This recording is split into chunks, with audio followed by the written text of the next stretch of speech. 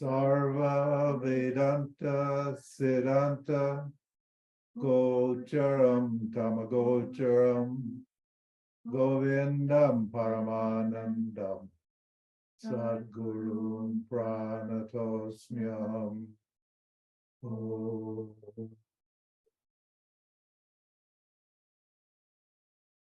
Okay, welcome. Tonight we're going to talk about Nisargadatta Maharaj. One of our guys, Georg, you probably know Georg, he sent me a thing. He's saying he had a problem with this sentence. The sentence is, the sensation of beingness is a matter of experience, but I am beyond that. Some people claim that they have memories of past lives. I do not have even the experience of myself at any time. And that was a confusing statement, and I can understand why. Now, I'm not going to analyze that statement right now, but I'm going to analyze several statements that Nisargadatta made, which are collected in a work that's available online free called Nirupanas. The Nirupanas means formal meditation. Formal meditation means what? It means meditation without forms. So meditation without forms is what? Is the logic of the means of knowledge, the logic of Vedanta. So if you understand this logic, then you can analyze any statement or that you've read or you've heard about liberation or the purpose of life, and know whether or not, and understand the where that statement is true and what parts of that statement are true and what parts are not true. And therefore you won't be confused. If you know the difference between what's true and what's false, what's real and what's not real, then there's no confusion. So, and I chose this,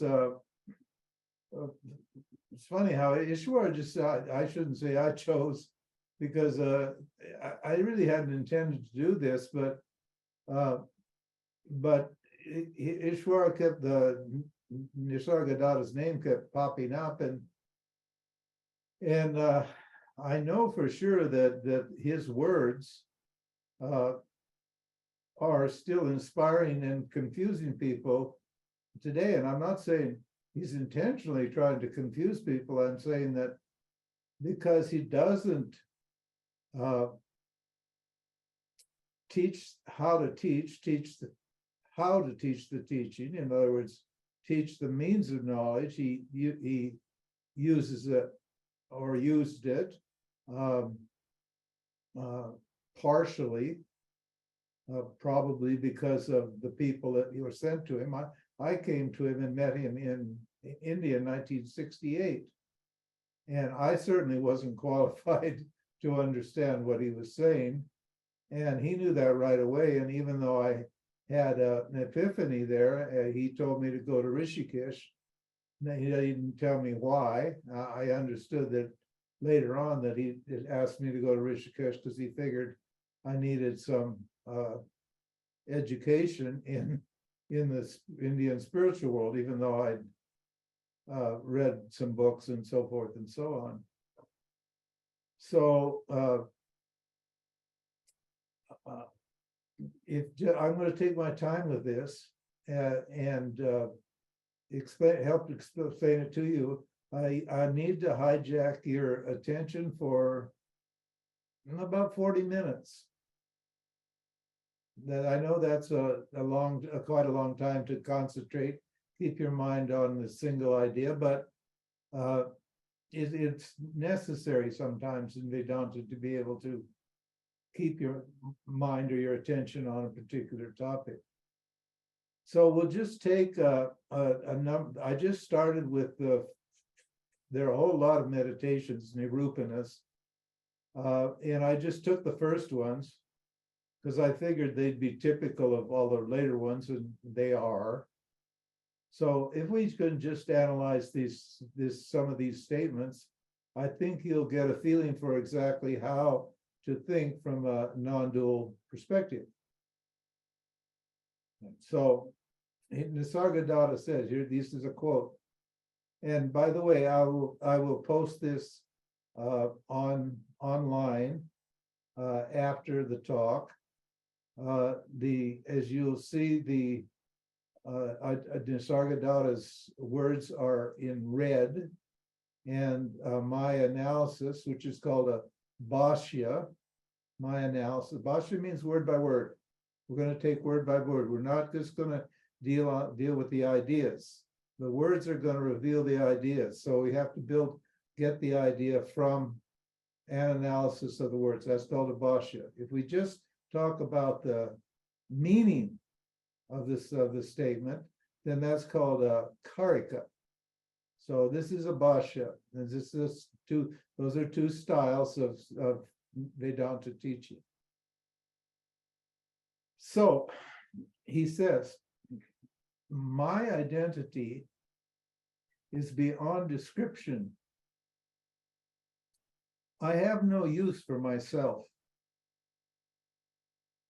Others may find me useful, depending on their faith.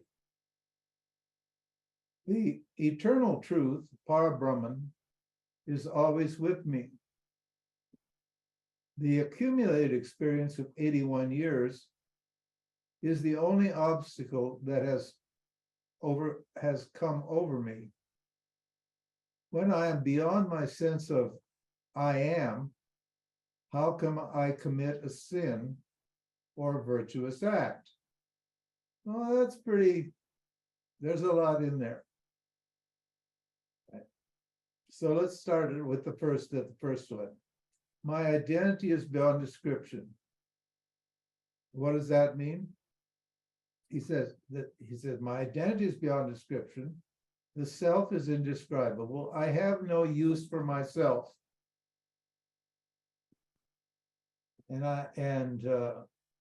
So Vedanta explains why his identity is beyond description. There are two reasons. Who or what is speaking here? The jiva or consciousness, or both? So we need to know who's talking. Whenever anyone's speaking, you need to know who's talking. Is the jiva talking, or is consciousness talking, or what? Or is that person switching from points of view back and forth? That's possible. And second point, who is this entity speaking to? To himself or to others? Now, who is speaking and who is he or she speaking to? Now, I talk to myself all the time. I must be talking to myself because there's often nobody in the room, and yet I find myself talking. So I can't be talking to anybody else. I've got to be talking to myself. So we need to get this all clear before we actually proceed with the meaning of the statements. So let's assume that the person, not Nisargadatta, is speaking to an ordinary person. If he is, then he's not an ordinary person. Why? Because ordinary people don't say they are indescribable, do they? If you ask an ordinary person, they will start with a story of events, real or imagined, backed by a birth certificate, a driver's license, and a passport. And they believe that identifies themselves, that those documents, those statements, and those documents identify themselves. So ordinary people don't have any question about being consciousness or not. They've got a different take on who they are. So but this guy is obviously not an ordinary person, is he?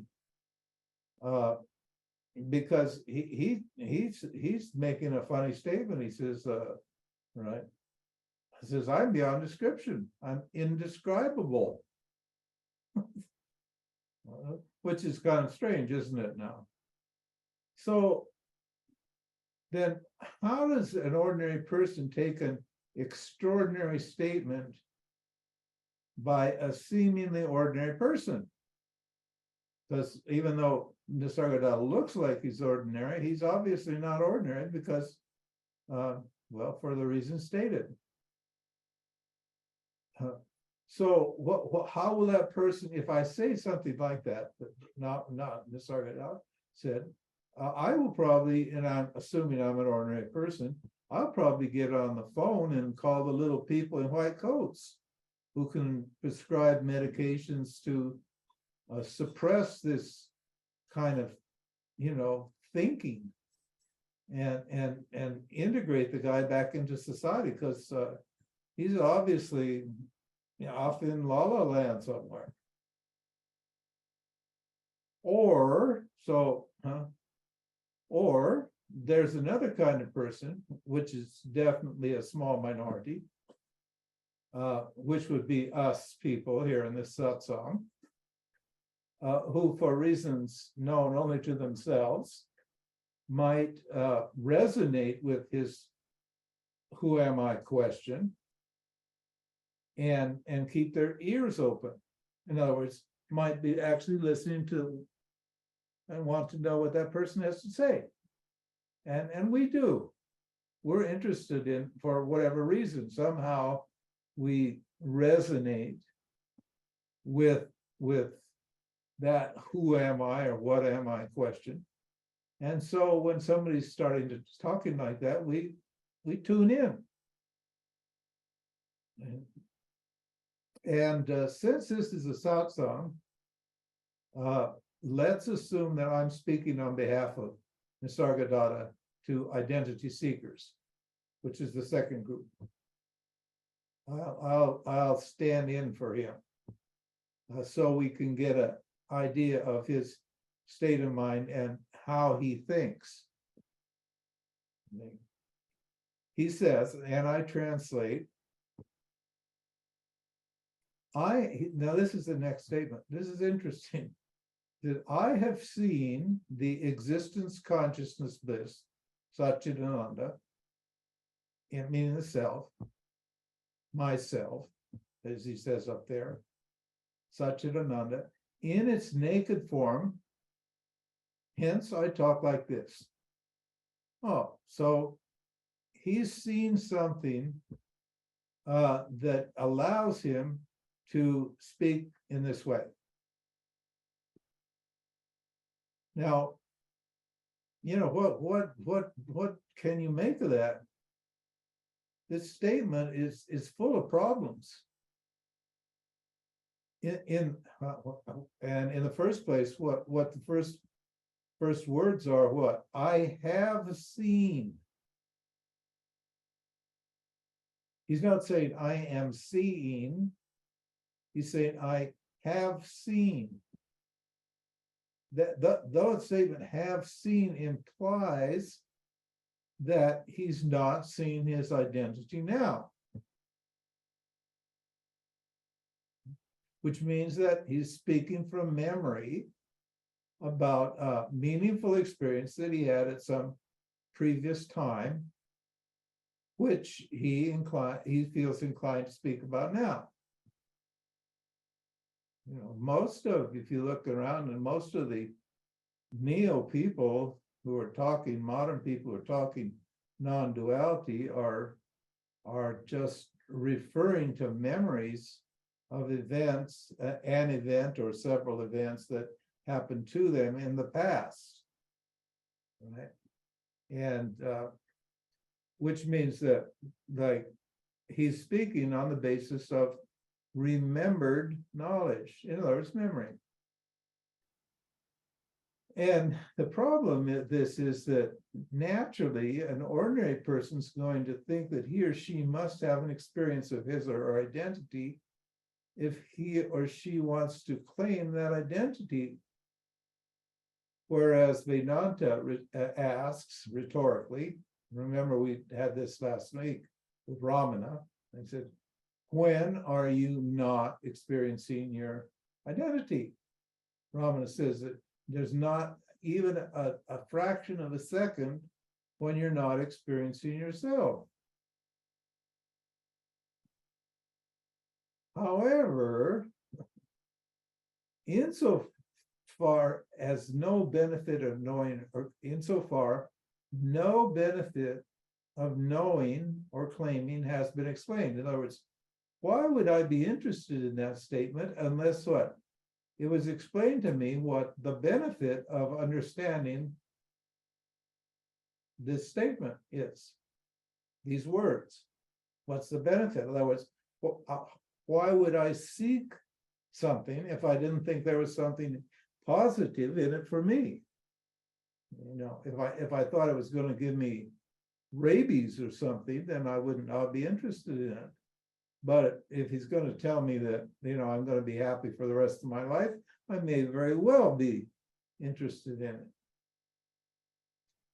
So the bigger problem in this statement is that it is clearly contradicted by Vedanta, which what makes it clear right from the beginning, and remember chapter 2 of the Gita, which makes it clear that one's true identity cannot be objectified. The self is never an object, as Krishna says to Gita, which means that what? What's the conclusion you need to draw from that? That it can't be seen. Because you can only see something that's an object. Unless what? Unless the word seen is used figuratively. In other words, it isn't about actually seeing or directly experiencing something. This is a topic we've been over many, many times, all the time. In fact, every time we have a teaching, we have this idea come up that the self is not available for objectification.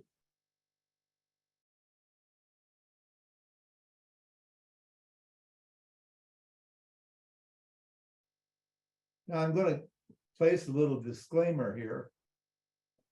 I'm really 100% a Nisargadatta guy. So this is not a criticism. I met him in person, as you know, and I have the highest respect for him. So he was a fully self-actualized person, Maharaj. It was called Nisargadatta Maharaj. That's how it was addressed. And what does that mean? Means a great king. Which is what? Which is the king? What is that king? That great king, Mahanatma, that Mahatma, it's a Mahanatma, means a great self, right? Is, you know this, I think, or you should know this, or if you don't, then you will be enlightened. It is what? Existence shining as consciousness appearing in a human body.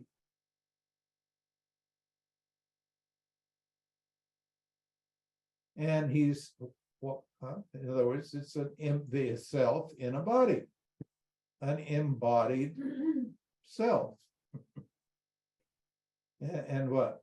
He's teaching Vedanta. Why is he teaching Vedanta? Because his teacher was a Vedanta teacher.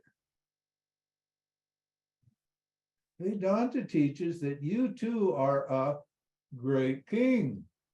You'll be happy to know that this great king here is speaking to a chat room full of great kings also, kings and queens. Okay, sorry, ladies, great king or great queen. Means it's most important person. the most important person there is in any kingdom is what? Is the king or queendom. In the kingdom or the queendom is the king. And so Vedanta tells you, yeah, you're a great king, and that is a good motivator, isn't it? Why? Insofar as if you don't know what it means to say that I'm a great king, you may think that you're a small king. You're ruling your own little roost. But, if you're a small king, you've always got a problem, right? There's bigger kings than you. And so you would may be motivated to what? Be a bigger king or queen. Or, this is another possibility. See how we have to think through all the options here? Or, if you don't think are a king of anything, there are a lot of people who think, I have no control, my life's a mess, the world is just totally screwed up and I'm totally screwed up. There are many people like it. So if you don't think you're a king of anything, you might well aspire to be a great king. Huh? On a shoot for the moon.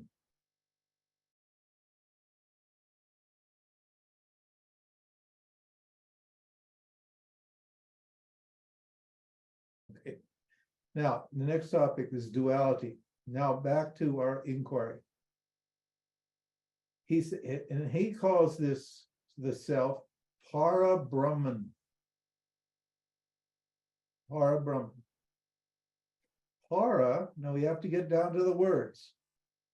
Remember, I said this is a bhashya. We're dealing with the words. Para is an adjective that variously means, in other words, that means supreme, limitless, and unconditioned, to name a few.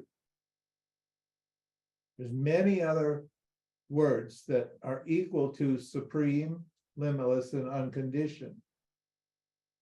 And Brahman is a noun that also has many meanings, which also mean what? Supreme, unconditioned, and limitless. Again, to name a few. Now, never mind the words, but what do those words have in common? We'll get to the words later, but let's ask ourselves, when we hear these words, what do they have in common? All of those words depend upon the meaning of their opposites. If an idea depends upon another idea, the opposite idea, that's called duality. Vedanta calls this duality. And duality, as I pointed out before, and this is a topic that probably you need to bone up on a little bit. Right? Duality is known as these are words, dependent arising. We'll explain what they mean. Or what?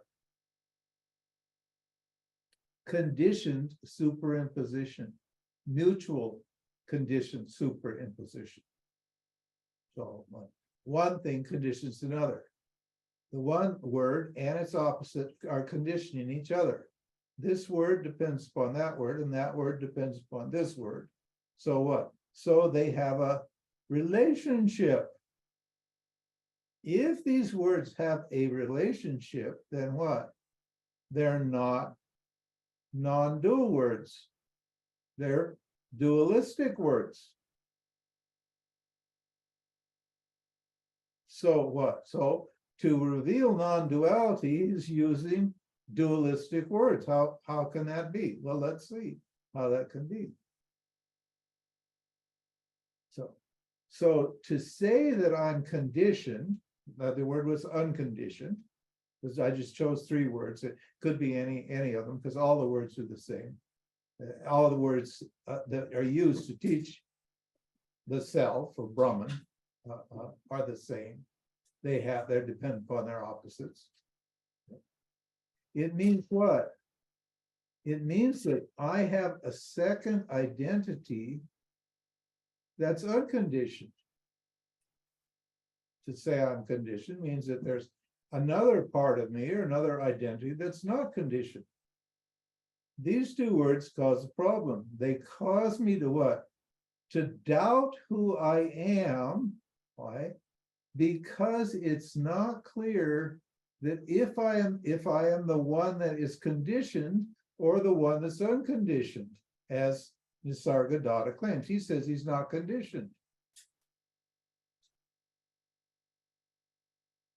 But, and so I should write him off right on the spot, shouldn't I then, knowing that? But think about this. For some reason, I'm willing to take him at his words. That's why I use the word faith. The word in Sanskrit is called Shraddha. For some reason, we'll come on that's topic again a little later. I'm willing to take him at his word for some reason. What is that? I want to believe him because if I don't know if what he says is true or false, how am I going to get the benefit of enjoying that identity? But before I can resolve this doubt, Nisargadatta continues to confuse me. By what? By introducing two new ideas. He says that Para-Brahman is unmanifest and Brahman is manifest. Oh my God. And one of them is capitalized and the other isn't, so there must be a difference. It's capitalized one in the text.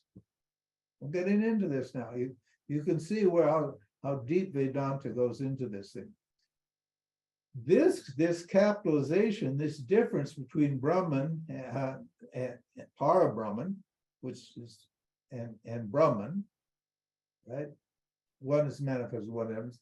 This difference is what is a problem because Sanskrit doesn't have capital letters.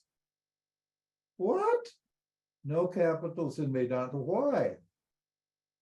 Because Vedanta is an oral tradition. When you're speaking, you don't see any capitals coming out of my mouth.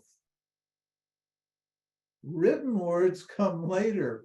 We don't speak in capitals and lowercase. How can we resolve the contradictions that are produced by these statements? Common sense, logic. Anyway, be that as it may, Nisargadatta is adding another duality. Manifest and unmanifest. See how the teaching is building up all this duality? My God. They necessarily, in other words, the what? The manifest and the unmanifest. Now think like this. They must share something, in which case it is Brahmanness, the essence of Brahman, whatever that is.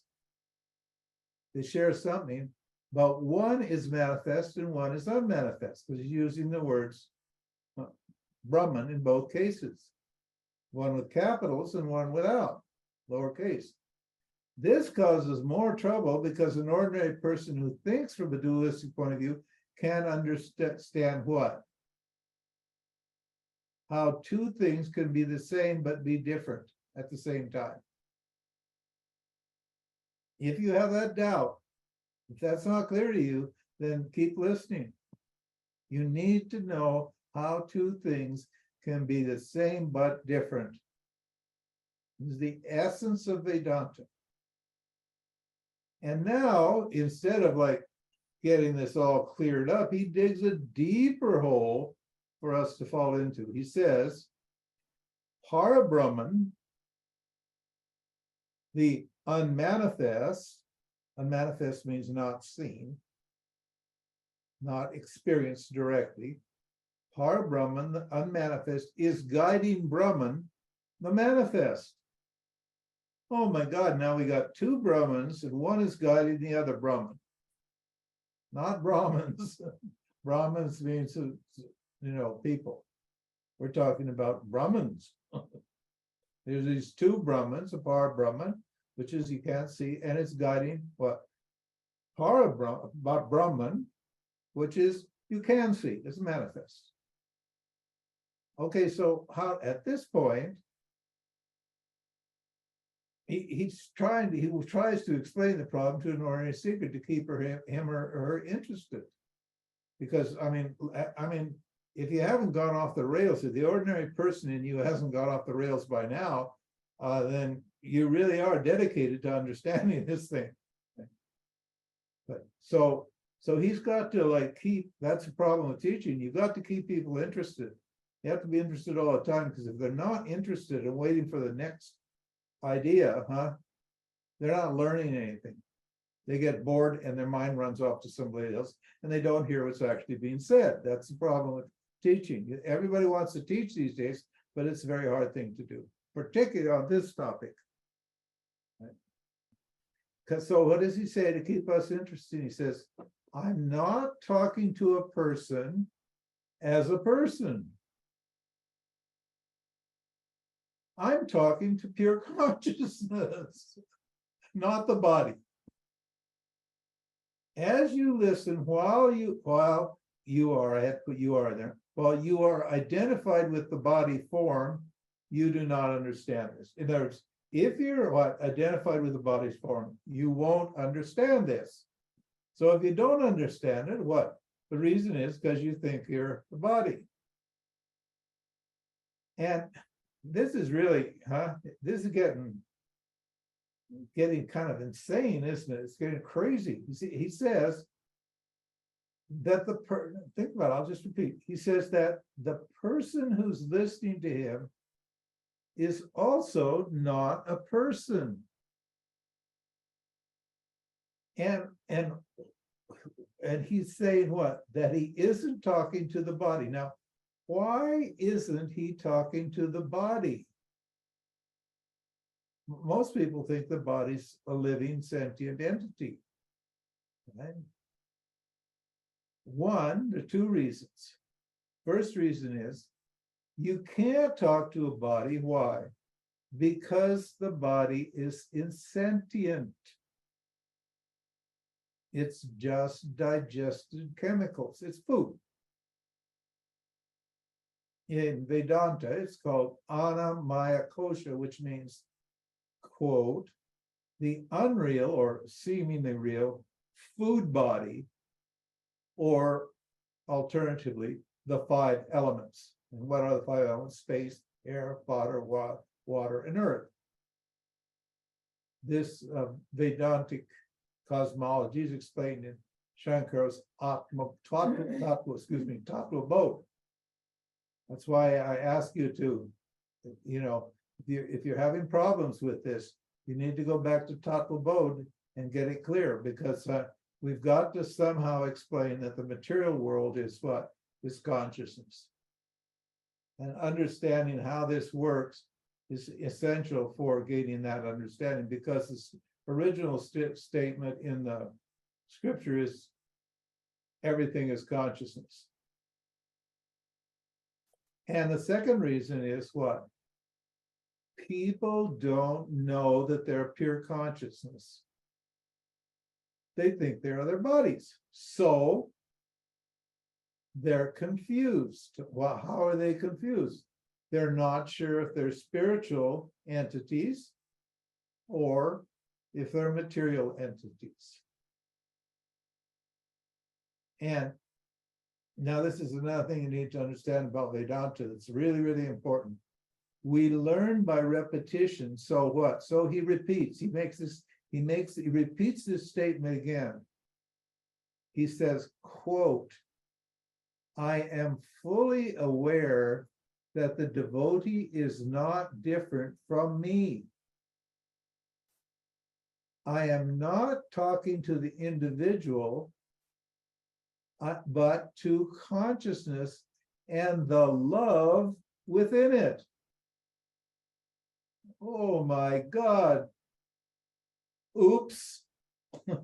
Oops. I mean, this is how a normal person is going to think, isn't it? Oops. Now we've got two new ideas, a devotee and love. He's throwing all these objects, these ideas into the pot, into the Vedanta pot, and what? And he's just defining them, but he's not connecting them all together for us. And so in this analysis, we'll just stick with the love idea. We'll leave the devotee idea out. Okay. Well, we know you're all devotees. So if you're sticking with this talk right now, if you haven't walked out, and I don't dare look at the chat room, maybe it's empty by now.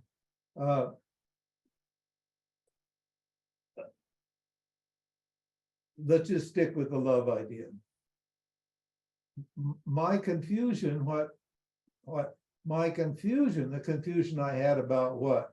About Para-Brahman and Brahman and manifest and unmanifest, et cetera, all the confusions all the provocations that have created confusions in my mind so far, my confusion just migrates to this idea. My confusion just keeps coming along with me. And my ordinary dualistic self, and everybody's got an ordinary dualistic self, right? Thinks, well, that's a good one. What's love got to do with it? He's put love in the mix, in the middle of this whole thing. How is he going to explain how love gets, he says, within consciousness? So I've got this thing here, consciousness, and now I'm going to stick love inside it so it gets within consciousness. See the words? You can't take this literally. Anyway, so you're going to think, well, love's love and consciousness is consciousness. They're completely different things. Why? Because doesn't you have this down? Of course you do, because the words are different. So you've got to assume that they refer to different objects. But if reality is non-dual, it can't refer to different objects. They've got to refer to the same thing. So love and consciousness have to be this non-different, don't they? And then he goes on without solving any of these problems. Now he's running off with another story coming up. And where's this guy going to? Because he says, what does he say? We have an eternal friendship only if you keep it up. What the WTF? I won't use any naughty words, although naughty words have become normal words nowadays for some awful reason. Anyway, what the heck? How's that? That's better. In my day, you would say, what the heck? Meaning what? You're surprised. Because what? Because what he's talking about is conditional love, isn't he? Why, he says, only if you keep it up. In other words, we're only friends if you keep up the friendship. What? He's only my friend if I keep loving him? Doesn't he have a responsibility on his side? What's in it for him? And not only that, but what? What do I have to keep up? See the words keep up. Keeping up. You see, this is really tricky. Keep it up means what? Keep listening.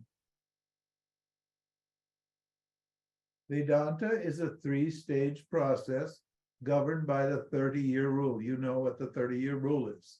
If not, Google it in the satsang box and you'll get a clarity about that. Then what is the three-stage process? Listening to the teacher, the words of a Mahatma, of a teacher, resolving your doubts about what you've heard, and assimilating what you've heard. Now, what does that assimilation mean? Applying that knowledge in your daily life. And what? Which is a 30-year commitment. In other words, a lifetime commitment.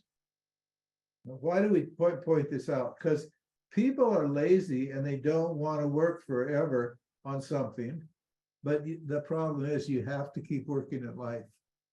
Whether you like it or not, you work from womb to tomb. You're busy from womb to tomb. You've got to keep working. There's no doubt about it. You have no choice about it. Why not?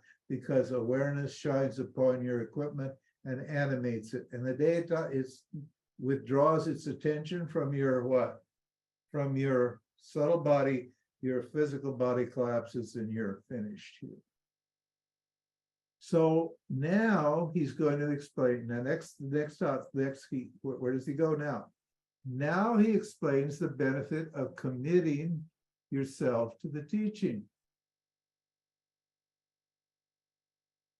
He says, quote, "The difference between you and I is gone.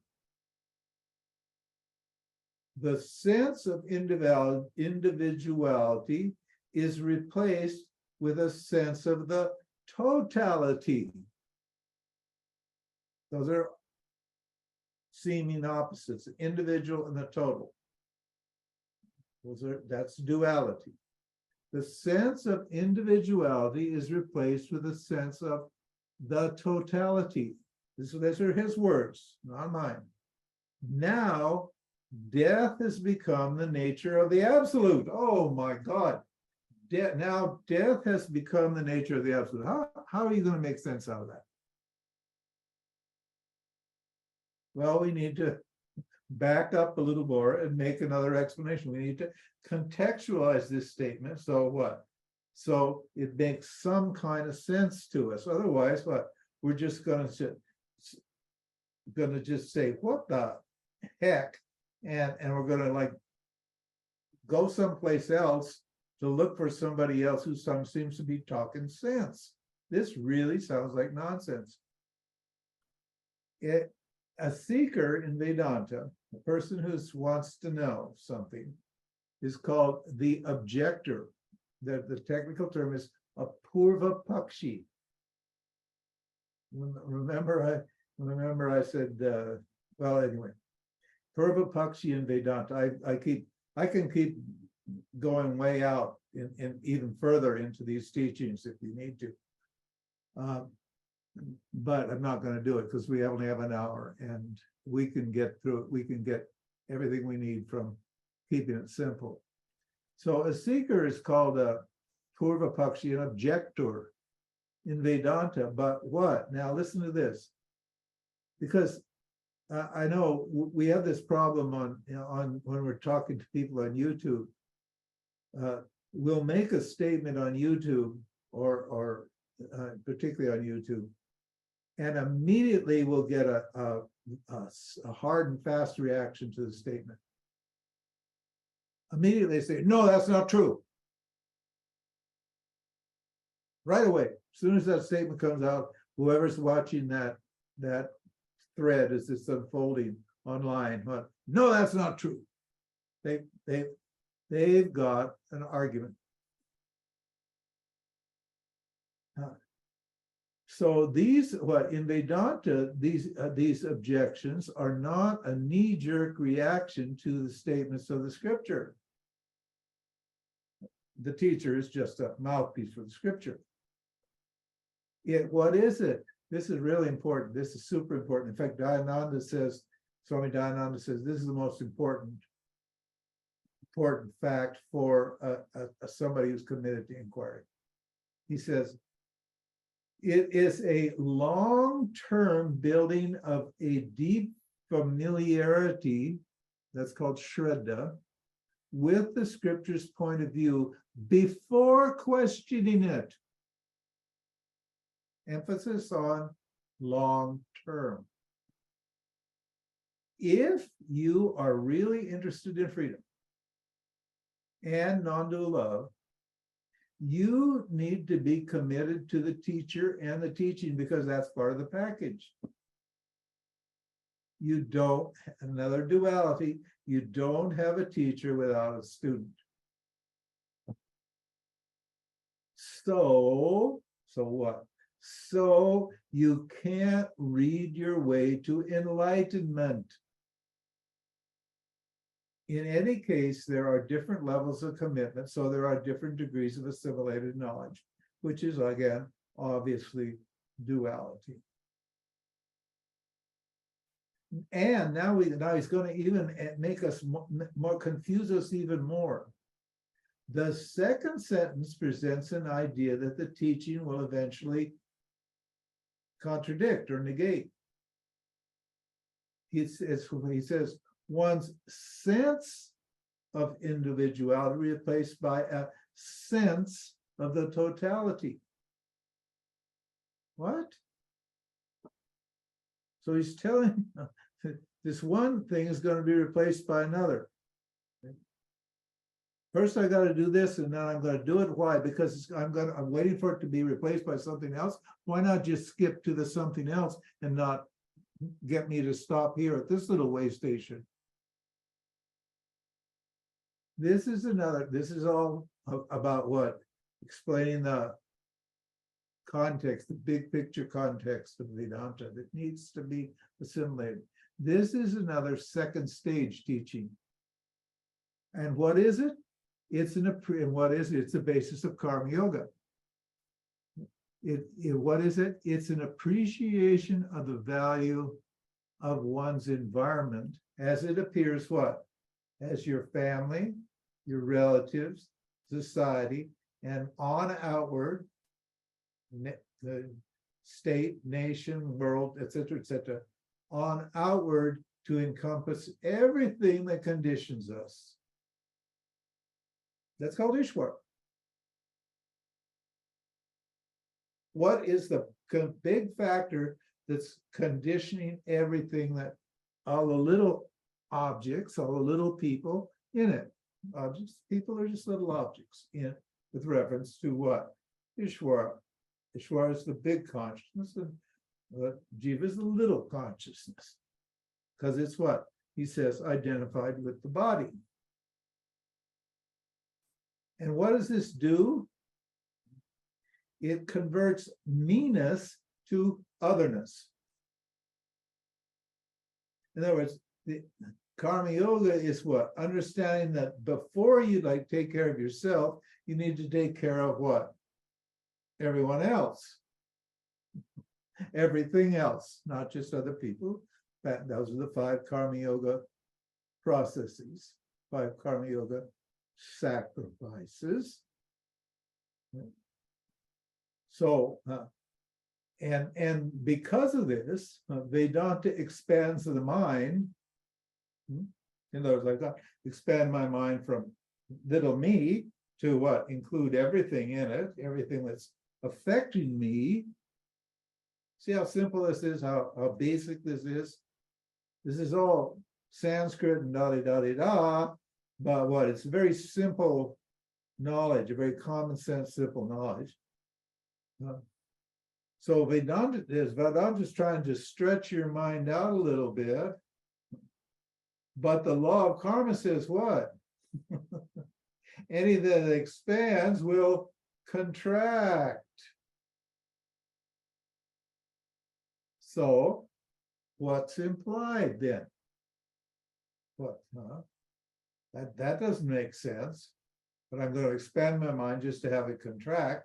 So there must be another meaning. There must be an implied meaning here. For instance, if you have a small, weak body and you want a big, strong body, and you go to the gym, take steroids, eat a lot of protein and carbs, and pump iron like a machine, you will gain an incredible, hulked up, bulked up body. However, downside here, if you don't keep up your regimen, your discipline, you will get an incredible shrinking body. So that's what I'm getting now, an incredible shrinking body. Well, it's not shrinking that much, but I imagine it's shrinking a bit. Anyway, similarly, now, it's just an example. For instance, so what? Because probably nobody in this satsang is interested in, six-pack abs and all that stuff. Maybe some of it. Similar, but what is he really talking about? What is this an example of? If you rely on the high that comes when you learn that you're beyond everything, he says he's beyond everything,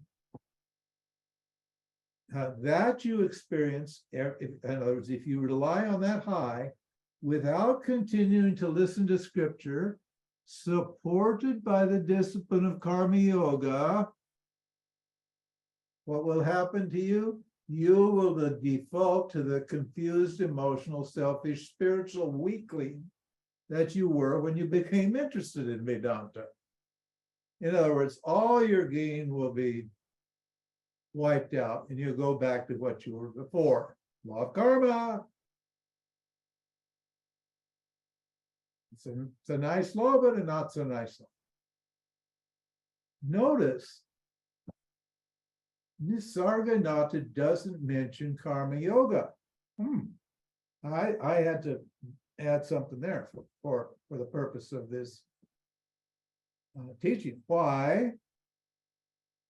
Because in Vedanta, karma yoga is presupposed. If you say you're a student of Vedanta, it presupposes that you're doing and have been doing karma yoga for some time. Why? Because that's going to take care of that emotional weakling, that poor, messed up inner child that just doesn't want to become an inner adult.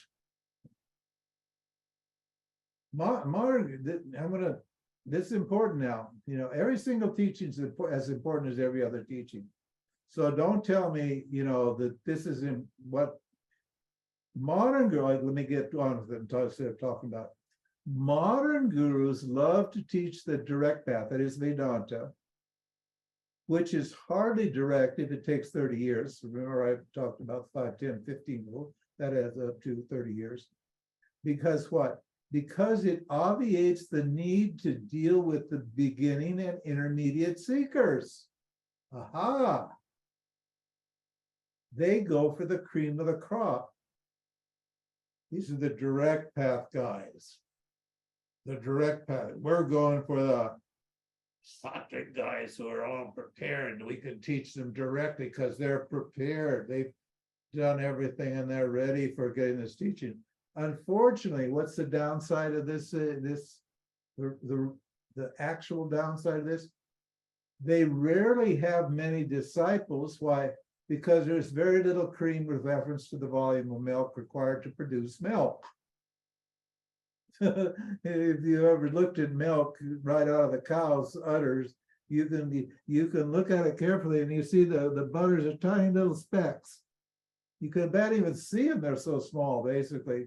You have to look really close and you see these tiny little specks in this great big vat of milk. But that suits these teachers very well because what? It guarantees a large audience of frustrated and unqualified people who believe they are qualified, which usually guarantees the guru a comfortable, sometimes lavish lifestyle. Think about it. Some, like Ramana, however, although not exactly modern, do self-inquiry after self-realization for 20 plus years to actualize the teaching in their daily lives. Ramana and Shankara, for instance, they would be considered modern. Ramana and Shankara were actually considered modern teachers with reference to what? The Vedanta Sampradaya, the Vedanta teaching, what lineage? Because that stretches back all the way back to ignorance, the creator. And sometimes, in one of the law of karma's zero-sum ironies, occasionally the frustration produced by failing to realize one's impersonality actually produces a truly dispassionate person. So modern gurus aren't all that bad. Smiley face. They're bad, but they're not all that bad. They serve a function, so let them be. Now, back to Nisargadatta. He says, now, this is the last part of that statement. Let's look at that statement, all the stuff that's in that one statement, and you just read that and you say, and you don't have all this background information. How are you going to comprehend what he's saying? You're just going to not. You're going to say, I don't get any of it. It's like John there some 6 months ago or longer. He says, he's been listening to Non-Duality and me and Vedanta for many, many years. And I asked him about what non-duality. He said, I don't have a clue. After 20 years or 30 years of Vedanta, he said, I don't have a clue what non-duality is. So Nisargadatta, and I can see why. Because guys like Nisargadatta say, now death has become of the nature of the absolute. So the absolute is death. The nature of the absolute is death. And again, God, why doesn't this guy cut to the chase and just say what I am? He just keeps beating around the bush. And we need to know that he can't say it. Why? Because there's no word for everything that exists except what? One word. The word existence itself. But here's the downside.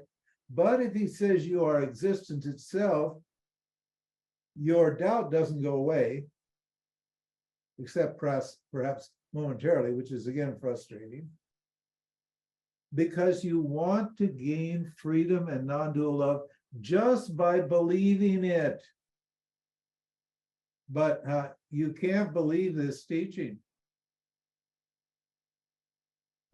You can only gain it by knowing it. So what? So if you want to gain it, you have to commit to knowing it. That's what he's saying. And secondly, this is another reason. Look at how deep Vedanta goes into this. It really, I just love this. I can't stop. I'm completely lost in it. And secondly, you already know that you exist, but you don't know what. Your body is non-different from you. That's why you say it is your body, or I have a body, as if it were an object known to you. Furthermore, if he says, my body is me, he risks creating another doubt, another problem. How can it be me if it's known to me? Because these Vedanta people are pretty clever. Aren't I different from it because I know it? Remember, we said this all along. You can't be it because you know it. The knower is never what it knows. So what? So the teacher's damned if he doesn't, damned if he doesn't. No matter what he says, it's going to create a problem. So what? The only solution, here's the conclusion you can draw from this, a reasonable, logical, sensible conclusion. So the only solution is to see Vedanta as what? As a discipline in non-dual zero-sum thinking, and stick to it until what? Knowledge destroys ignorance and sets the already free self free. So what does the statement, death becomes the nature of the absolute, actually mean? It means that Vedanta destroys the idea of death altogether. How does the idea of the absolute destroy itself? It destroys itself because it's a mutually dependent concept. Remember where we started a few minutes ago? Mutual dependence, dependent origination, right? It destroys itself because it's a mutually dependent concept. What is it? And what does the idea of what? Absolute? What's the opposite idea? Relative. It depends upon the idea that things are relative. One thing's relative to another thing. If an idea depends for its very existence on another idea, including the word absolute, it's not real. Something that's real. Now here we're going to get down to the essence of the teaching. Something that's real does not depend upon anything. It stands alone, as Vedanta says. Stands alone means free, not dependent upon something else. So to claim I am the absolute is to make a fantasy claim. And what does it actually mean? It means I am not absolute at all. I am relative. Why? There's a person that's absolute is actually relative. Why? Because my freedom depends upon the idea that I'm not free, which is exactly the opposite from Vedanta. As we're getting to the end, take it easy. It says, you are free in every way, including free of the idea that you were ever thought you weren't absolute or free. Even teachers of the direct path, that means the path of knowledge, aren't free if they don't expose the unreality of the direct path. Proper Vedanta teachers teach both the direct and indirect path. You'll see it in the Gita, indirect and direct knowledge. Panchadasi, all the texts. Proper Vedanta teachers teach both the direct and indirect path without thinking they are teaching anything. What? They're teaching without thinking they're teaching? Yes. Why? Because what? What's the reason? You should know this. Because Ishwara is the teacher. Oh, Ishwara. Oh. So what's this Ishwara? We don't see any talk of Ishwara so far with Nisargadatta. Ishwara is not a topic that enters into Nisargadatta's statement so far. Maybe it appears later. Let's see. In other statements. This is a pity because what? Ishwara is the key to the concept, is the key concept of freedom and non-dual love, which is what Nisargadatta is talking about.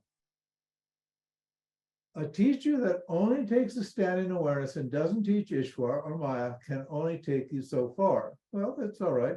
You made some progress, and then you get dumped off unless you understand Ishwara. And Ishwara means what? Ignorance of what? Yourself.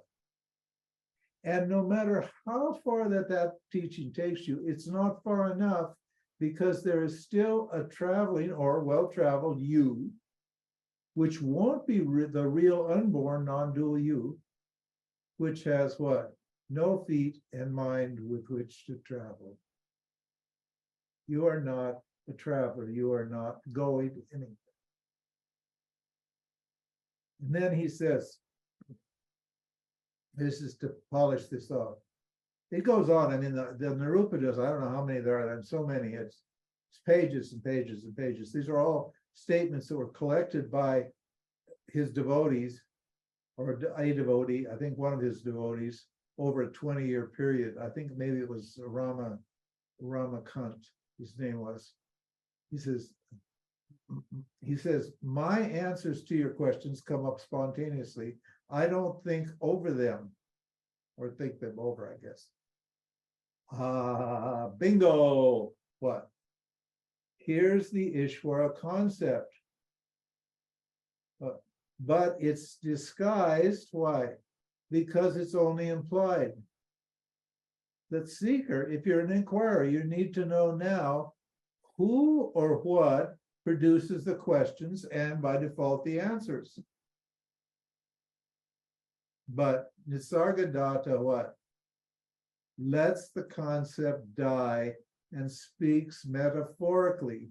So we'll stop here because metaphorical language is another topic. And then here are the last ones. He says, we really can't, he's really not going to explain this Ishwara concept. He implies that it's there, just like karma yoga is implied, but he doesn't explain it. So what? So he's only what? He's only fishing for what? For advanced seekers. That's when I went to see him. He recognized immediately that I was a beginning seeker, and he says, "Go to Rishikesh. There's plenty of people there, entry-level gurus and stuff like that, who can deal with entry-level people." I was an entry-level person, so and I just thought, oh, that makes sense. Okay, this guy knows something. I don't know anything. I'll go there. So the next day I got a ticket and off I went to Rishikesh. And then he says, these are for statements he just winds up. I just tossed them in at the end. My birth is the birth of the world. See these statements?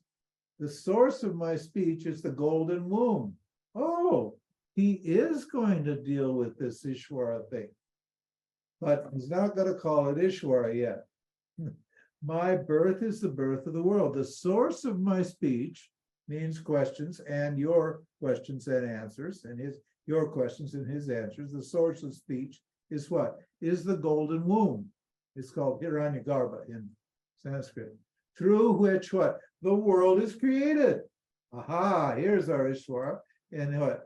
The golden womb is Ishwara, the macrocosmic mind, which is Maya, or ignorance. And so he says, now, understanding this, he says, here, notice now what? The word is replying to the words. Words are just talking back and forth to each other. Cool. If you understand it, if you don't understand it, if you don't understand all his background, this just sounds nuts, doesn't it? Two words talking to each other. How do they talk to each other? Okay, they can't take this literally. Brian. Anyway, Brian's off giving blood, donating blood. He'll hear it on the audio later. So these questions and answers, back to that topic. Sorry for the digression. The questions and answers are both created by the macrocosmic mind, by Ishwara. In other words, the world is just the thought of the world as it's reflected in the mind of the microcosm, the individual. See, if you have a macrocosm, you have a microcosm. Macro and micro are duality. See the duality. And what do? They cancel each other. And then he says, however, I'm outside the world in my identity. In other words, I am what? I'm outside the world of my identity. He says there's no light or no darkness, no I or you, meaning where there's no duality. You see how he's playing those dualities? I am outside the world.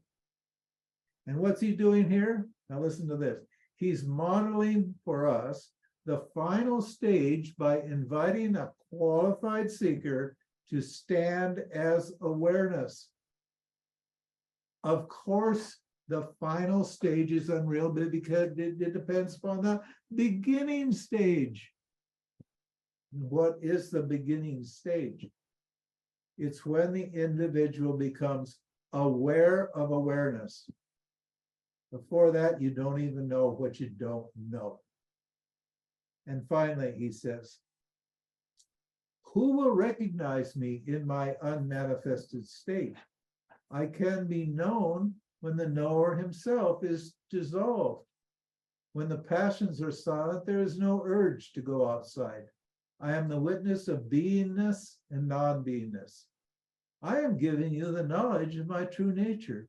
Listen to it as if it is your own. By the grace of the Guru, I have undergone self-realization. As I have known my true nature, the great scholars cannot compete with me in arguments. Rich people, highly educated people, and dignitaries come to meet me. I behave with them just as I would behave with anyone. I know why and how one feels that he exists. Therefore, I see no difference between big and small. I see no difference between God and the devotee. You will not understand this without discrimination, as this is discrimination. This is also an important paragraph, but I've run out of time. I know people are looking at their watches, and I did run over a little bit, sorry. I said one more topic, however, before I sign off. Highly intelligent, cultivated intellectuals can't find holes in Vedanta because they don't know how to think non-dually. That's what he means. If they do, they won't try to find contradictions because they know what non-dual thinking is. So, thank you very much for listening. If anyone has any questions, put them in the chat box.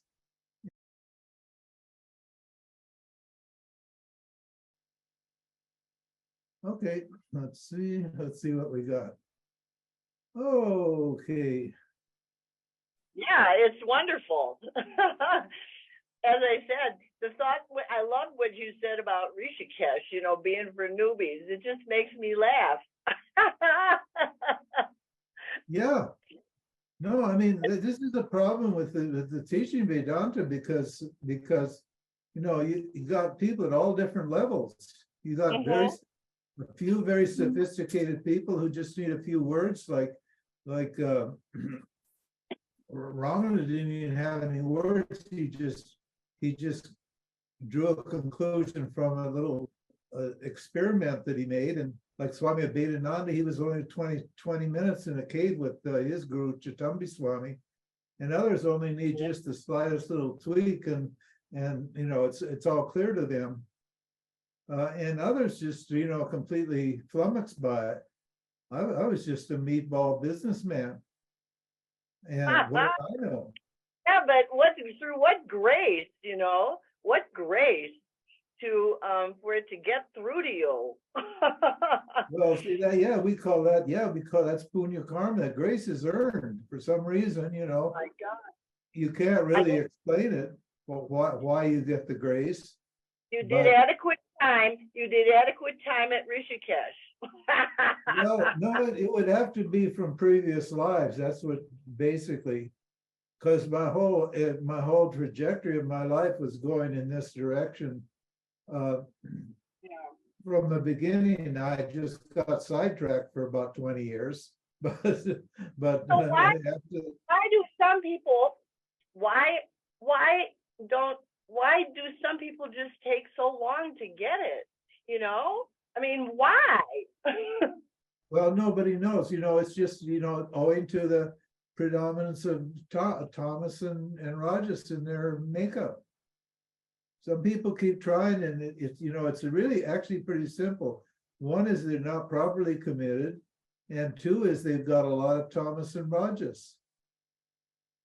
They've developed really bad tamasic, rajasic habits. They, ate too much, or smoked too much, or drank too much, or took too many drugs, or had too much sex, or they got too involved with money or something, and they just got these tendencies there that are really hard to overcome. Yeah, well, I really do like what you said about that the state. I can't call it the state, but that it's all erased. It's all erased. When you do get erased. like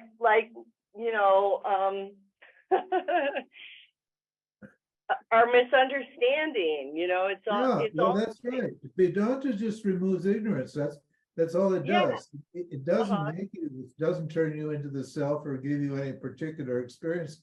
It just removes ignorance. That's all. It's totally reborn. That's my point. You're totally reborn.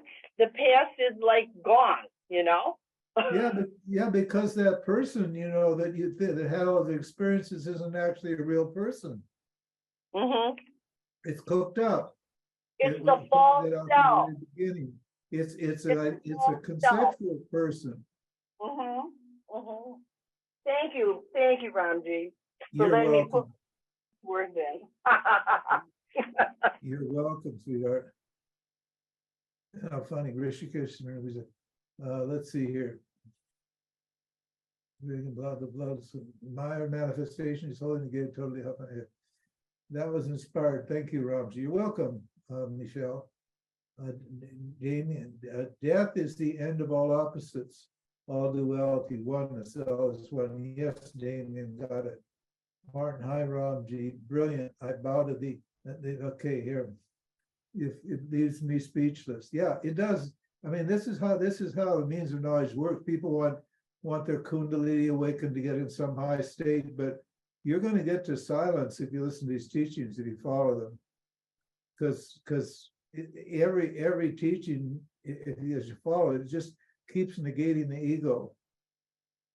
It just keeps removing that unreal self.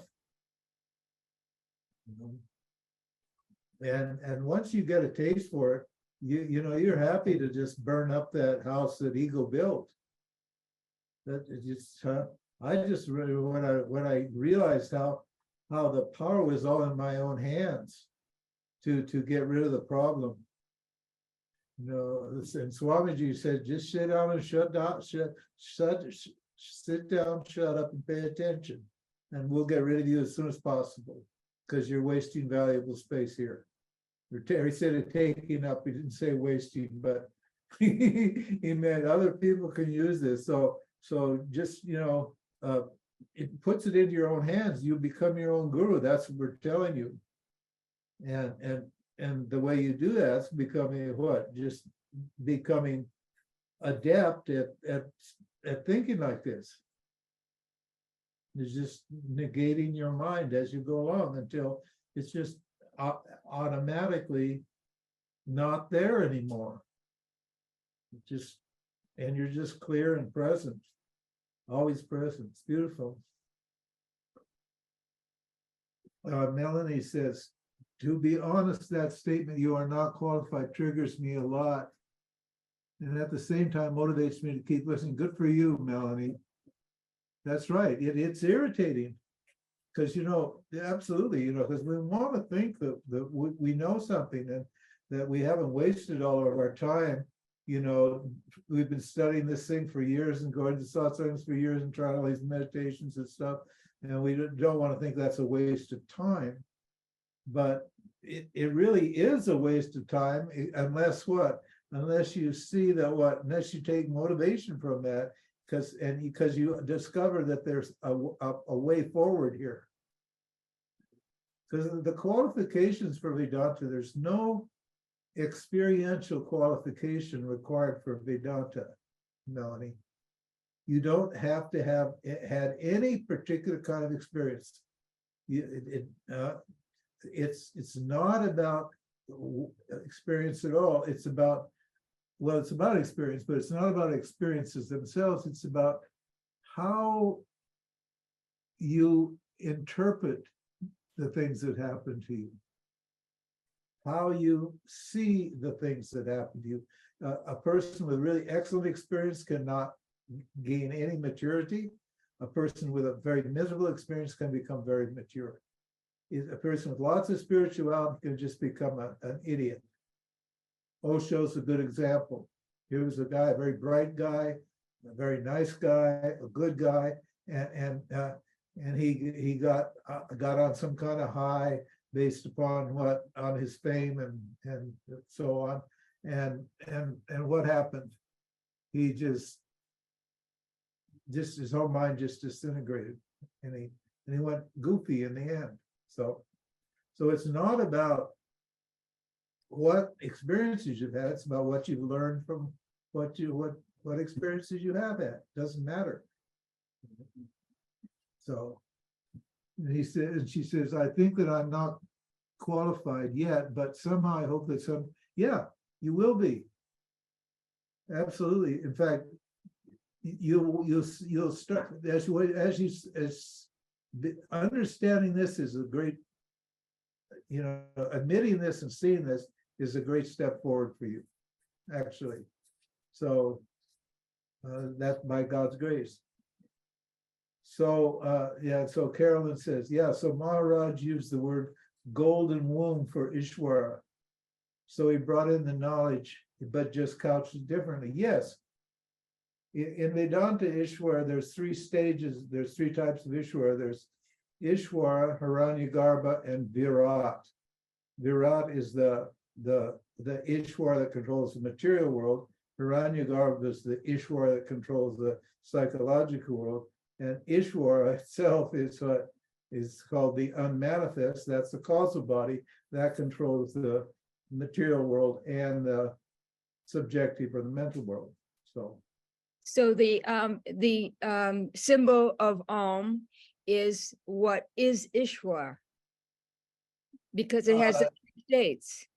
Well, yeah, that's Ishwara that, as he says in there, stands outside of everything. Because we have 2 Ishwaras. We have Ishwaras, he calls it Parabrahman and Brahman.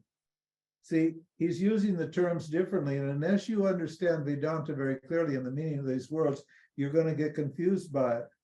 So the way he's using those terms, he knows what he's talking about, and the handful of people who he taught understood it because they were familiar with the terms of Vedanta, because he was taught by a Vedanta teacher, and his disciple, the one who actually made these Nirupanas, I think, I'm not absolutely sure on this, but I got an email from a woman who's a disciple of his disciple. His name was Ramakant Maharaj. And he was a direct path teacher also. And he stayed with Nisargadatta for 20 years. And during that 20, and he kept track of everything. So he kept copious notes, and these notes are these Nirupanas, these non-dual meditations, these formal meditations, in other words, these thought ideas, these thought meditations are his recollection of what Maharaj says. And evidently he was maybe the only self-actualized or Mahatma that came from Maharaj. I don't know. I haven't heard of any other. I didn't even know about it until recently, and a woman sent me a woman who read the Bhakti Sutras, the Love, and realized it was like the most sophisticated text that in Vedanta. Seems strange that a little thing called the Narada Bhakti Sutras could be the most sophisticated text in Vedanta. And she said, what really, really blew her mind was that finally she understood somebody who knew that knowledge and love, or awareness and love, or consciousness and love were non-different.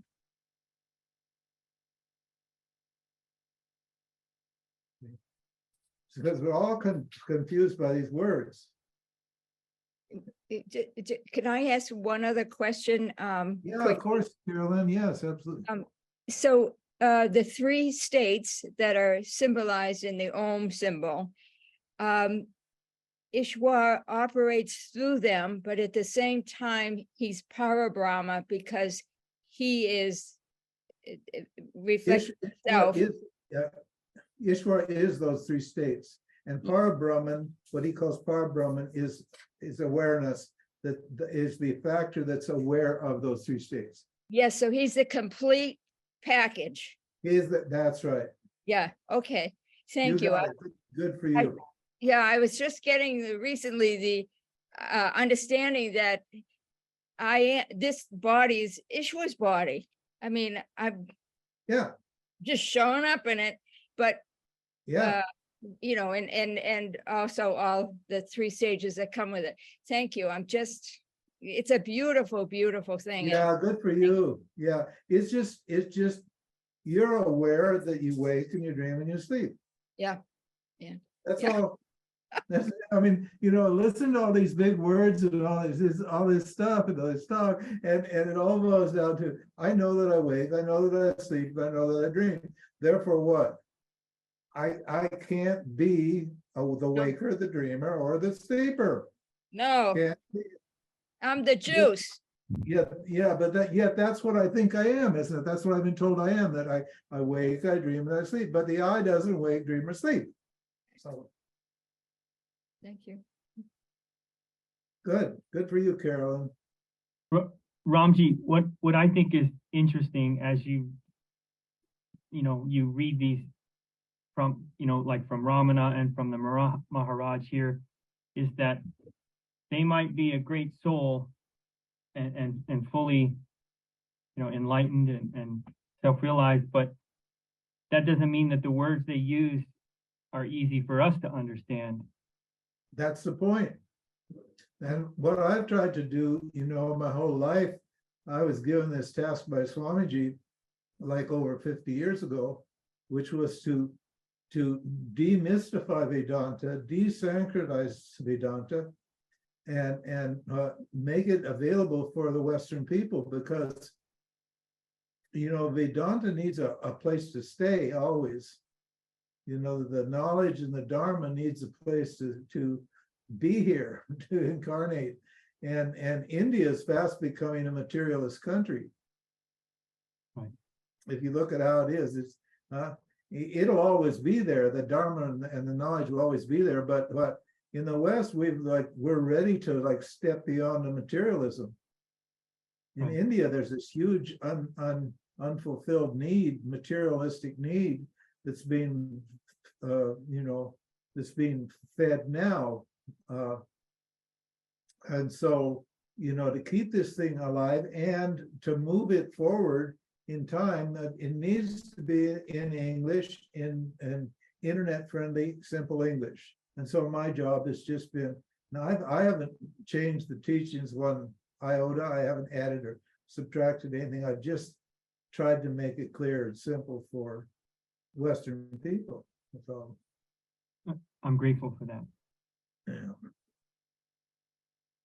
I have another question, Ramji. Yeah, sure. Earlier, and I've heard you say in your talks before, things like, well, in another life I was a teacher, and then I've also heard you or Sundri say, well, what comes back, what incarnates again is the vasanas. And so as I was making my breakfast the other day, I thought, well, if everything is non-dual, is the causal body that's, kicking down these vasanas or projecting these vasanas down onto my mind, is the causal body kind of part, is it kind of connected to the mind body, subtle body, and the gross body too? Or is it just, if it's all one non-dual consciousness, then how, it's like I get lost in the. Yeah, well, see, there's only one mind, and there's only one experience. There's only one entity experiencing, and one mind through which that entity is experiencing. And so experience is just constantly recycling over and over and over again. Now, when I said I was a pundit in Kashmir, I didn't literally mean a pundit in Kashmir.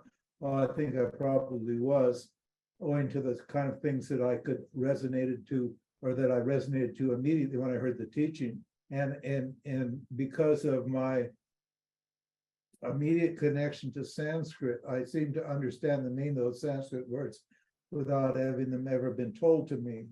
So I'm just inferring that I must have had a previous, that this subtle body must have had some, contact with India at a particular time. Because it's not that the physical body and the subtle body don't exist, they exist, it's just that they're not real. They're not real means they come and they go. So the mechanism for manifesting, see, the self is unmanifest. That's what our Nisargadatta says. You can't see it, but it manifests as this world. And that is something we can see. And so, and when we can see something, then we can analyze it and break it down to gain the knowledge of it. That's all. And analysis or inquiry is what? To gain knowledge. The purpose of doing this inquiry is to gain knowledge. So we can break it down and we can see that there are these three aspects of our minds, of our lives. There's action that we do, which we call, it's called the gross physical body or karma body. Then there's the subtle karmas that we do, that is our thoughts and feelings. And then there's something we can't see that must be causing the thoughts and feelings and therefore the actions. So every action is preceded by a thought, and every thought's preceded by some force or some power, right? And that source or that power that's producing the thoughts and feelings is the actions, because that's the whole Vasana Kama Karma teaching. I have a when I want something, and I do an action, it leaves a memory that produces that desire for that experience again, and that produces what? The experience again. So when something good happens, you want to repeat that again when the experience is over. Well, if that was really something good, if it really was really satisfying, you wouldn't want to repeat it over. You just wouldn't have any desire to do it again. But it's not really that good. It's irritating. Now, So, go ahead. huh? Well, I was going to say, when I try to tie that in with karma yoga and in my daily life, and I'm saying, okay, these really great cookies here, I've had two. I know I really don't need another one. It's only a temporary taste, satisfaction. I really don't need another one. Now, if I take the cookie, a third cookie, do I say I'm offering my actions to take this cookie to Ishwara? Yeah, you can do that. You can do that, but and that's going to at least make you aware of Ishwara. In other words, what's causing this desire for the cookie, or you have an option. You can stand up to that desire. That's the second stage of karma yoga. You don't have to act out a desire. Okay. So the first stage, offering. The second stage is just resisting and not acting it out. That's right. Now that not acting it out is going to what? Reduce the power of that vasana, that cookie vasana. So eventually, by saying no, after a living time, you'll lose interest in cookies. Okay. Because you're not reinforcing the desire by eating the cookies. Right. Just pure psychology. Okay. Thank you. Yeah. Let's see here. There's some questions coming in here now. Helene, hi Ramji. Please, do you think it is right to say that Nisargadatta teachings may be useful to inspire advanced seekers, but not for clarifying the vision, not for clarifying the vision of non-duality? Yes, I do. That's right. They are inspiring, and that people feel the inspiration there. They feel the integrity of that. That's because they have good punya karma. But dead teachers don't work. That's the problem. And all these people love to say Raman is my guru and Nisargadatta is my guru or whatever it is, but dead teachers don't work because dead teachers always tell you exactly what you already believe to be true. They never tell you they can't tell you because they don't know what you're thinking now. They're not present now to see how it is that you're thinking and where your thinking is incorrect. So that's right. And definitely not advice for beginners because of the language of confusion. That's right, Colleen. Not good for beginners. And most of the Westerners are beginners. They read I Am That. It was inspiring. You could feel the integrity of this person. The translator, Maurice Friedman, I actually had a kind of indirect physical connection with him. He was not an advanced inquirer, so he got a lot of the language wrong. And he was Polish. And he did, and Nisargadatta spoke Marathi, which is a Western Maharashtrian language, and so there's all sorts of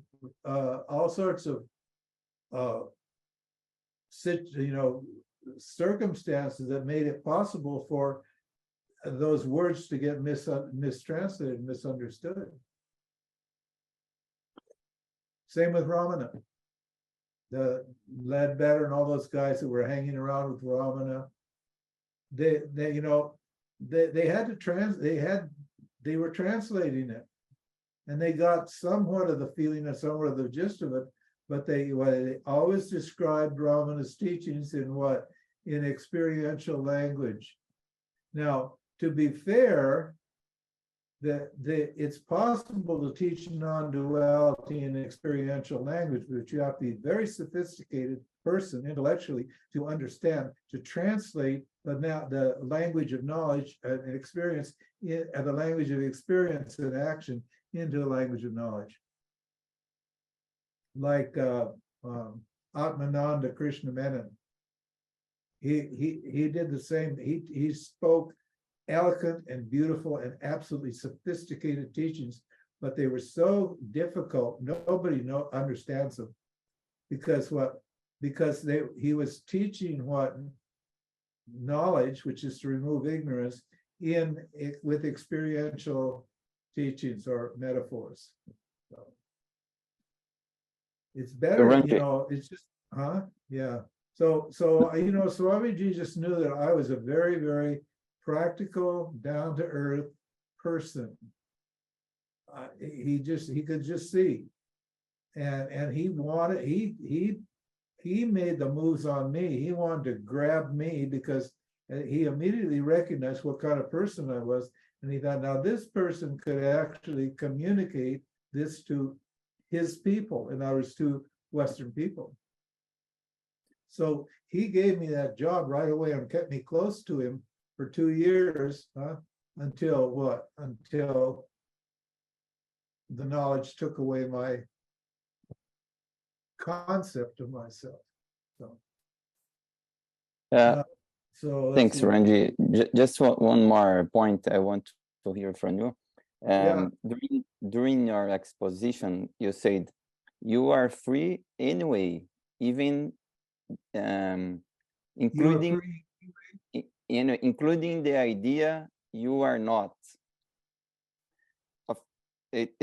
But if you are attached to the idea you are not, you don't have the fruits of the being free.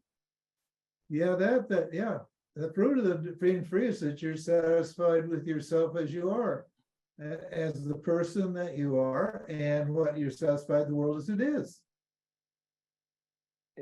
And it's because the world and the person that you are only thoughts in your mind.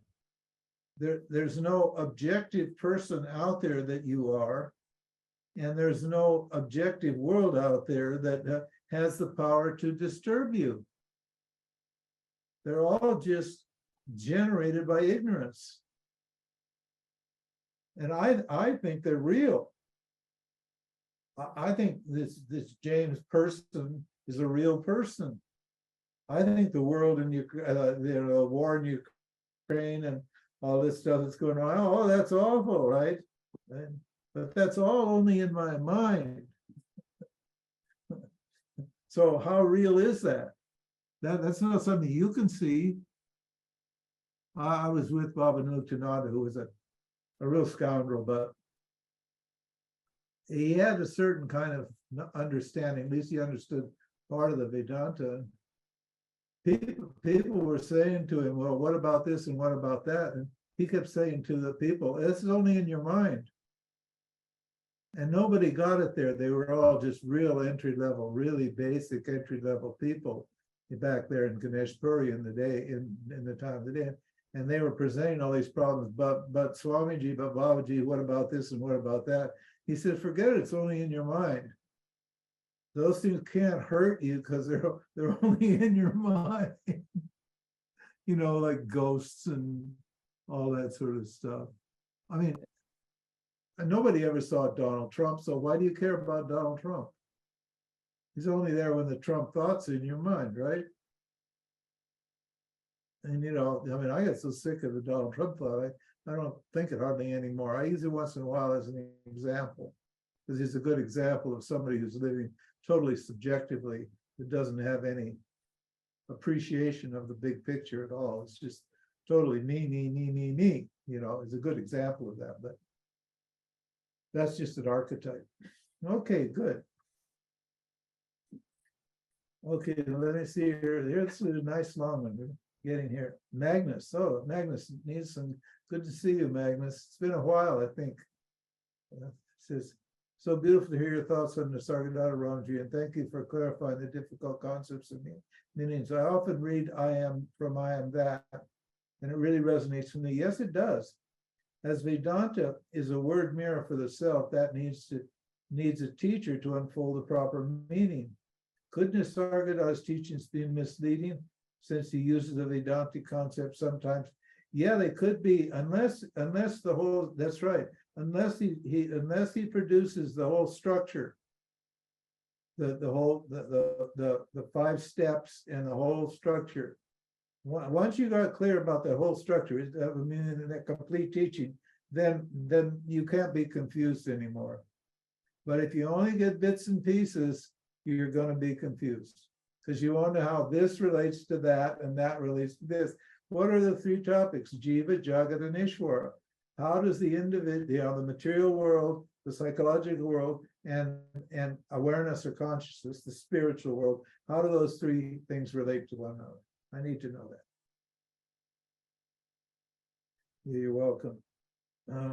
Let's see, here he says, I hear Saguna Brahman and Nirguna Brahman, Jiva Srishti and Ishwara Srishti, Satya Mithya, but why doesn't he mention these basic concepts in the meditations? I don't know, to tell you the truth, because, and I never read his guru's teachings, so maybe he was kind of like, maybe he was kind of like Ramesh, and Ramesh claimed that Nisargadatta was his teacher, but Ramesh threw out non-duality in the end. At the end, Ramesh said, I have doubts about non-duality. And he just went back to his kind of poor man's view of karma yoga, which is, life's tough, life's a bitch, suck it up, and quit complaining. So I don't know why he didn't. And maybe he didn't get the means of knowledge, because we have these two ideas in Sanskrit. One's called a Brahmanishta and the other's called a Shrotriya. A Brahmanishta is somebody who's established in Brahman and actualized in Brahman as Brahman. In other words, they know I'm awareness, and there's no doubt about that. But they're not necessarily Shrotriyas. Now, what's a Shrotriya? A person who could communicate that knowledge to someone else. So that's a teacher. So That- No, he didn't claim to be a teacher. That was the thing. Neither did Ramana. Ramana never claimed, said, I'm a teacher of Vedanta. And neither did Nisargadatta. He said, I'm the self, which is true. And he knew that. And you could feel that because the resonance or the vibration, there's something there that resonates and attracts you to it. So that's his authenticity. That's his confidence in the knowledge. And of course, we'd love to have that same confidence, but that doesn't mean he's skillful at using the words. If you really want to know a lot about the Sampradaya, and very few people get that deeply into it, but Swami Dayananda is the guy that you want to read. And you want to read the Bhagavad Gita home study course, because that goes way so deep into the Sampradaya. It's the kind of thing that comes about every 500 years or something. It's a seminal text in the history of Vedanta. But that's about the Vedanta, the means of knowledge itself. It's not focused on self-realization. It's focused on the meaning of the means of knowledge. Well, obviously, if you're going to teach Vedanta, you need to understand how to, as he used it, wield or use the means. So he says that Vedanta is a tool in your hands, the hands of a skillful person that has learned this tool, this techniques, this methodology, and can operate it skillfully on qualified people. Because and that's you got to clearly hear, Magnus, because that's it, because language is dualistic by nature. So so taking these things literally is not the way to go. You have to be able to interpret that the meaning of that. So good for you. Thank you, Rami. Thank you. You're welcome, Magnus. Indeed. Good. What's that? Time to quit. I saw Sundri says time to quit. So yes, boss. Thank you very much for allowing me to communicate with Sareka. Hi, sir. and Michelle, we'll see you guys hopefully next week. I think we're going to have John Baxter talk about Vedanta and psychotherapy and psychology and life coaching and all that, this sort of thing. John's a Vedanta person, and we've already got everything set up. We're just waiting to hook up the website properly. Our Dave Reed is working on that, and he said that perhaps by Monday or Tuesday or Wednesday we'll have a site up. I need to check it over, and because I want to, like, what I want to do with those of you people, and many people in Vedanta who are psychologists, psychotherapists, life coaches, they're in the psycho-spiritual world, and they get a lot of benefit from Vedanta. I've received this information from them personally. And so we want to try to create a little forum where we can integrate karma yoga and jnana yoga into psychotherapy and Vedanta. We're just an experiment. We're going to try it. And so we're going to invite you guys to participate. And we've already got a series of 12 vlogs, and we'll post one every 2 weeks or week or something like that, and start creating back and forth communication, which we can also discuss here, because most of you people are familiar with these teachings are very sophisticated. So anyway, see you next week by God's grace. Take it easy, and love you all. Thank you. Bye-bye. Bye, Elliot. I see you're still on the beach.